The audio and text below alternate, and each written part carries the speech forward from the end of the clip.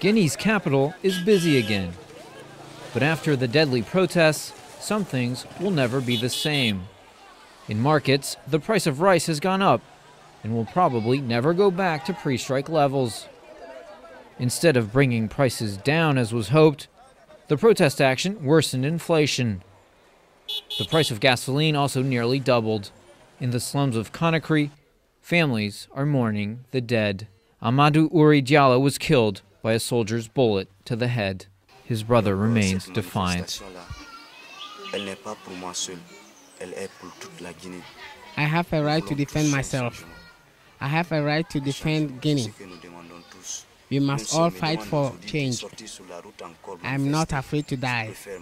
I have suffered too much.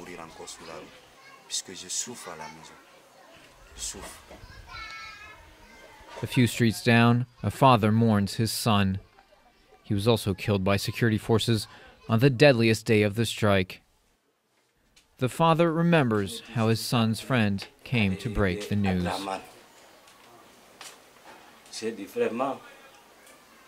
He said, "I need your help with Adraman." I said, "Why can't you help him?"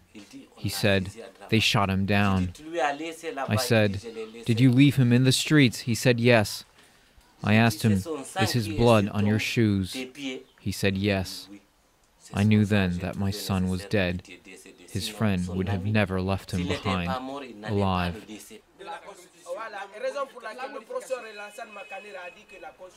Guineans who used to be afraid to speak out, afraid they would be arrested, now gather in courtyards talking about politics.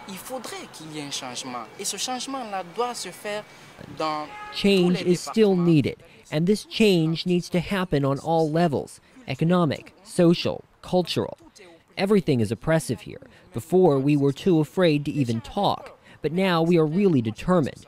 If they don't want real change, they will have to kill us all. Guineans now wait to see if the changes under the strike-ending deal go far enough, or whether they will have to go back on the streets to protest.